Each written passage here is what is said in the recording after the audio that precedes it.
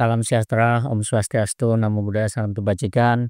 Yang saya hormati teman kawan lama saya, CEO Kata Data, Mas Meta Dharma Saputra, dan tim Kata Data, Profesor Doro Jatun Kunchoro Sakti, Senior Guru Besar di FEB UI, Ketua Iluni, Bang Ubay, yang sangat luar biasa, dan juga seluruh hadirin, dan juga seluruh pembicara, dan tamu undangan yang luar biasa. Nggak mungkin saya sebutkan satu persatu, nanti cuman menyebutkan itu aja.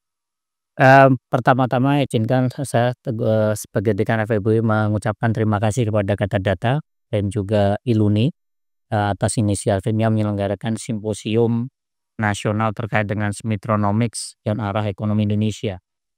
Kehadiran Bapak Ibu semua menegaskan betapa pentingnya kembali menelusuri dan merefleksikan warisan dan pemikiran Profesor Sumitro Djoyodarsuma bagi masa depan ekonomi Indonesia.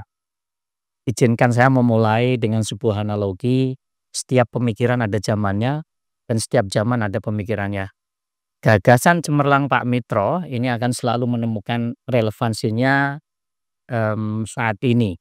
Dan kita beruntung ini Pak Mitro Sumitronomics muncul setelah adanya Wijoyonomics dan lain-lain. Ini berkat putra beliau Pak Presiden Prabowo Subianto, baik langsung maupun tidak langsung menjadikan Smitronomics ini menjadi bahan perbincangan, bahan diskusi dengan berbagai seminar, podcast, bahkan menginisiasi berdirinya adanya Sumitro Institute, ada Sumitro Center. Semuanya ini mencoba menjadikan Smitronomics ini menjadi sebuah komoditas baru, kalau saya boleh mengatakan, yang seksi untuk didiskusikan, untuk dipelajari lebih mendalam. Antusiasme ini patut disyukuri, tetapi semoga saja ini bukan sekedar tren sesaat, bukan hanya FOMO, tetapi benar-benar ada ketulusan untuk menggali pemikiran-pemikiran Pak Mitro untuk menemukan solusi nyata bagi perekonomian Indonesia. Ini yang kami harapkan di dunia akademisi. Dari sebuah diskusi maka akan memunculkan visi misi, aksi itu yang penting, dan juga realisasi dari gagasan-gagasan dari Pak Mitro.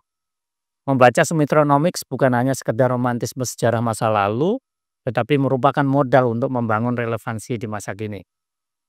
Sumitro setajinya mengingatkan kita pada suatu hal yang mendasar, yaitu kemerdekaan politik tanpa kemerdekaan ekonomi hanya akan menjadikan kemerdekaan itu rapuh.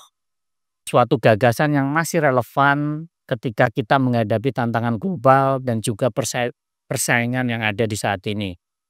Pemikiran-pemikiran Pak Sumitro masih relevan sampai saat ini terkait dengan peran negara yang proaktif, hilirisasi sumber daya untuk peningkatan nilai tambah, proteksi terukur, dan juga integrasi global yang cerdas.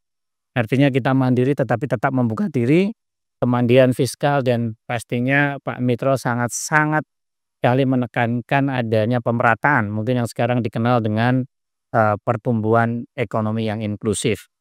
Secara detail nanti pasti para pembicara lebih paham untuk mengulas mendalam mengenai pemikiran-pemikiran Pak Mitro. Tapi satu hal yang menurut saya penting adalah Pak Mitro ini menekankan pentingnya tentang sumber daya manusia, yang mungkin ini nggak akan banyak dibahas di sini, ini fokusnya ke ekonomi. Tetapi selain dalam pemikiran ekonomi, Pak Mitro ini merupakan peletak dan transformasi pendidikan ekonomi di Indonesia, khususnya di FEB UI. Pak Mitro ini adalah sosok yang terbuka dan pragmatis, dan tidak terjebak dengan kenangan romantisme masa lalu ketika sekolah di Rotterdam. Karena apa? Pak Mitro menggantikan kurikulum pendidikan ekonomi di Indonesia dari pendekatan kontinental gaya Belanda yang free study menjadi kurikulum gaya Amerika dengan guided study fokus pada applied dan juga macroeconomics. Ini yang menurut saya yang mendasari bahwa pendidikan ekonomi kita berubah sejak era itu. Selain itu, Pak Mitro adalah peletak dasar dari evidence based policy, yang ini mungkin nggak banyak dibahas. Pak Mitro dalam pengambilan kebijakan itu, Pak Mitro sangat-sangat percaya dengan adanya riset, karena beliau adalah seorang scholar. Beliau mendirikan lembaga penyelidikan, bukan penelitian ya, LPM itu Lembaga Penyelidikan Ekonomi dan Masyarakat FEUI tahun 1953. tujuannya adalah memberikan wadah bagi para mahasiswa dan dosen untuk menerapkan dan menguji teori yang dipelajari, dan juga realita data seperti apa, dan juga menjadi dapur bagi Pak Mitro dalam merumuskan kebijakan ekonomi selama beliau menjabat sebagai menteri. Inilah pentingnya yang mungkin juga perlu ya menjadi pijakan kita bahwa Pak Mitro itu adalah orang-orang yang evidence based dalam menurunkan kebijakan-kebijakannya. Hadirin yang saya hormati, marilah kita meneladani dalam tanda kutip ini Pak Mitro ini adalah orang yang sangat berani dengan gagasan-gagasan ide yang sangat dalam tanda kutip waktu itu sangat radikal.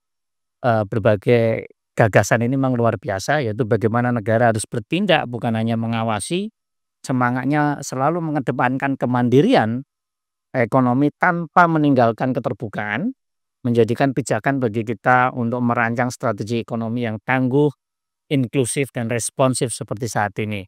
Semoga simposium nasional kali ini kita menghasilkan gagasan pemikiran, rekomendasi konkret terhadap kebijakan, dan juga ada ide-ide inovatif yang berasal dari Pak Mitro atau Sumitro Nopeng ini yang bisa menjadi cetak biru pembangunan ekonomi Indonesia di masa depan. Selamat berdiskusi, semoga membawa manfaat bagi kita semuanya. Terima kasih. Wallahul muwaffiq ila aqwamit thoriq. Assalamualaikum warahmatullahi wabarakatuh.